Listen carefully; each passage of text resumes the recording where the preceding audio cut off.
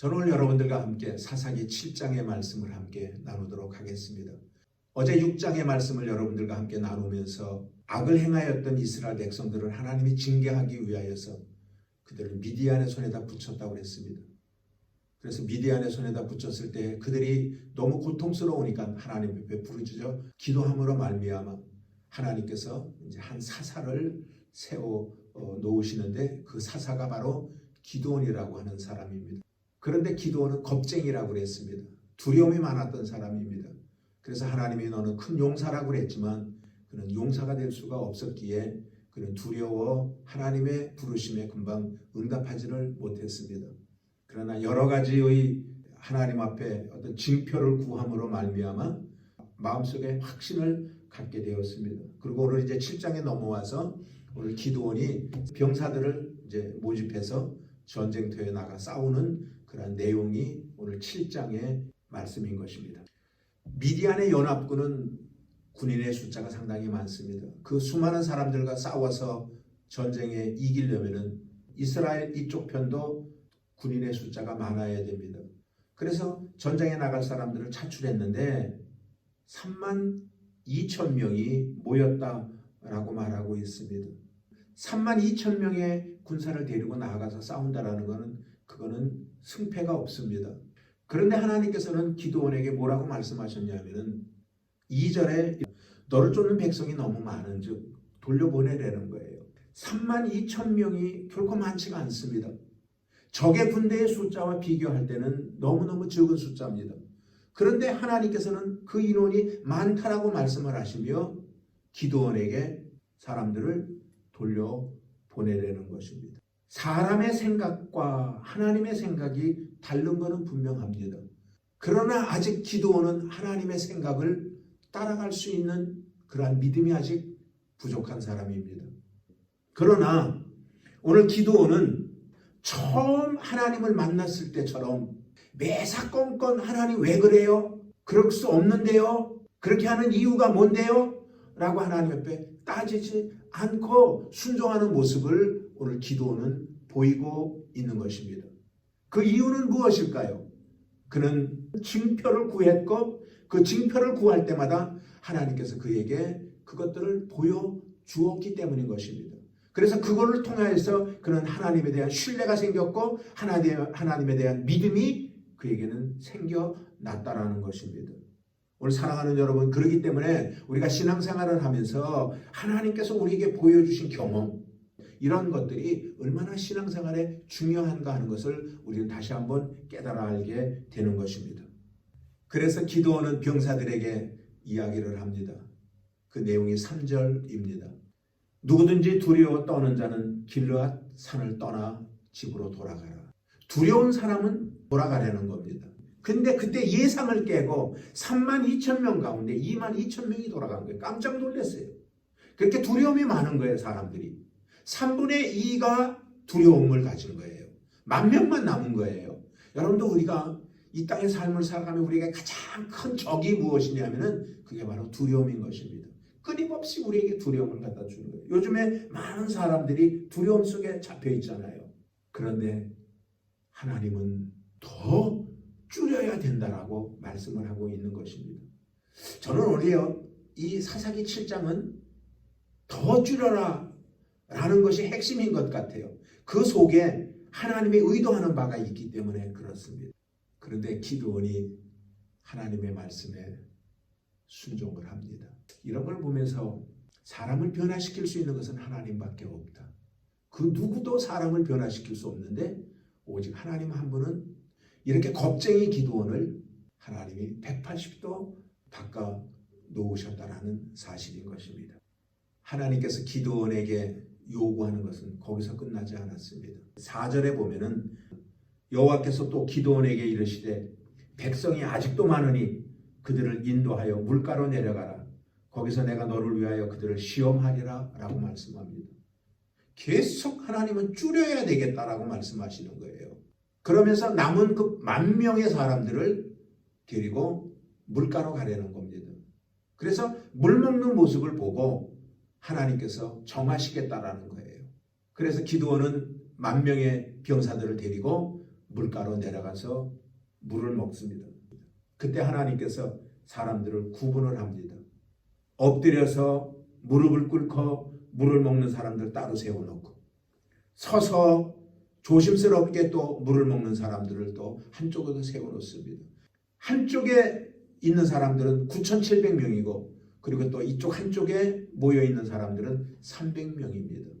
근데 하나님은요 300명만 남겨놓고 나머지 사람들을 다 돌려보내려는 것입니다. 저는요 이 대목을 설교를 해본 적이 있습니다. 그때 저는 어떤 데 핵심을 맞췄냐면은 그들의 신앙의 자세를 얘기를 했습니다. 무릎을 꿇었다, 배를 깔고 물을 먹었다, 이건 항복하는 것이다. 그러나 서서 물을 떠서 손으로 입에다 대고 그리고 물을 먹은 사람은 주변을 경계하면서 물을 먹은 사람이다. 그래서 하나님은 이 사람들을 택한 것이다라고 설교를 한 기억이 있습니다. 근데 오늘 저는요 줄이라고 하는 말에 핵심이 있기 때문에 저는 이렇게 오늘 이 부분을 해석하고 싶은 것이 뭐냐면 적은 쪽을 하나님이 택했다라는 거예요. 만약에 배를 깔고 무릎을 꿇고 물을 먹은 사람이 300명이고 서서 물을 먹은 사람이 9,700명이면 하나님은 9,700명을 돌려보내고 300명을 택했을 것이다라고 저는 생각을 하고 있는 것입니다. 여기에는 하나님이 의도하는 바가 있습니다. 그 의도하는 바는 작은 쪽을 택해서 그 사람들을 통해서 하나님이 하시고자 원하는 일들을 나타내기를 원하셨다라는 것입니다. 그래서 9,700명은 집으로 돌려보내고 300명만 이제 남겨놓고 그들을 데리고 이제 출정식을 하기 전에 하나님께서 기드온에게 들려준 말이 있습니다. 그것이 9절의 말씀입니다. 이 밤에 여호와께서 기드온에게 이르시되 일어나 내려가서 적진을 치라. 내가 그것을 너의 손에 붙였느니라. 여기 내 손에 붙였느니라 라고 하는 과거적 시제가 나옵니다. 이미 너의 손에 승리를 안겨주었다라고 말하고 있는 것입니다. 그런데 기드온은요 조금 이해가 안 가는 것이 있었어요. 300명을 데리고 전쟁에 나가서 이겼다? 아직은 그의 믿음이 거기까지 온전히 따라올 수가 없어서 좀 불안한 눈빛으로 있는 것을 하나님이 보셨던 모양입니다. 그래서 하나님이 그에게 이렇게 또 기드온에게 말씀을 하십니다. 그것이 10절입니다. 만일 내가 내려가기를 두려워하거든 너의 부하 부라를 데리고 그 진으로 내려가서 그들의 하는 말을 들으라 라고 말합니다. 그래서 부라라고 하는 사람을 데리고 적진으로 들어가는데 그때의 시간이 밤 10시 한 11시 정도 됐습니다. 그러니까 군인들은 다 이제 취침 시간이 된 거예요. 깜깜한 칠흑같이 어두운데 군인들은 취침을 하고 이제 병사 둘이서 보초를 쓰고 있는데 그 보초 쓰고 있는 두 사람이 대화를 나누는 소리가 마이크에다 대고 말하는 것처럼 그렇게 큰 소리로 기드온의 귀에 들렸었다라는 것입니다. 이런 것들이 다 하나님의 역사이겠죠. 그런데 그들이 나누는 대화의 내용이 오늘 성경의 13절과 14절의 말씀입니다. 한번 제가 읽어보겠습니다. 13절 기드온이 그곳에 이른즉 어떤 사람이 그 동무에게 꿈을 말하여 이르기를 내가 한 꿈을 꾸었는데 꿈의 보리떡 한 덩어리가 미디안 진으로 굴러 들어와서 한 장막에 이르러 그것을 쳐서 무너뜨려 엎드려뜨리니 곧 쓰러졌더라 라고 한 병사가 자기가 꿈꾼 것을 얘기를 하니까 그 옆에 같이 보초를 서고 있던 사람이 그 꿈은 이런 꿈이구나 하고 꿈을 해석을 하는데 바로 그것이 14절입니다. 14절 그 동무가 대답하여 가로되 이는 다른 것이 아니라 이스라엘 사람 요아스의 아들 기드온의 칼날이라 하나님이 미디안과 그 모든 군대를 그의 손에 붙이셨느니라 하더라. 분명히 하나님께서 말씀하셨어요. 내가 미디안을 너의 손에다 붙여주리라 하나님은 말씀하셨어요. 그런데 그것이 그럴까 하는 의아심을 가졌던 기드온에게 오늘 보초 서는 사람을 통하여 또 듣게 만든 겁니다. 기드온은 그때 확신을 갖게 됩니다. 그렇다. 그러면은 하나님의 말씀이 맞는다. 그리고 그는 전쟁에 나가게 되었던 것입니다. 그런데 전쟁에 나가는 군인들이 가지고 나갔던 무기가 참 재미있습니다. 뭘 갖고 나갔냐면은 나팔을 갖고 나가고 그 다음에 항아리를 가지고 나가는데 항아리 속에다가 횃불을 담아서 전쟁에 나갑니다. 저쪽 사람들은 철병거가 있습니다. 근데 이쪽에는 아무것도 없어요. 아니 항아리를 들고 나가는 거예요. 나팔을 들고 나가는 거예요. 횃불을 들고 나가는 거예요. 근데 이게 어떤 역사를 이루는 줄 압니까? 전쟁에 나갔습니다.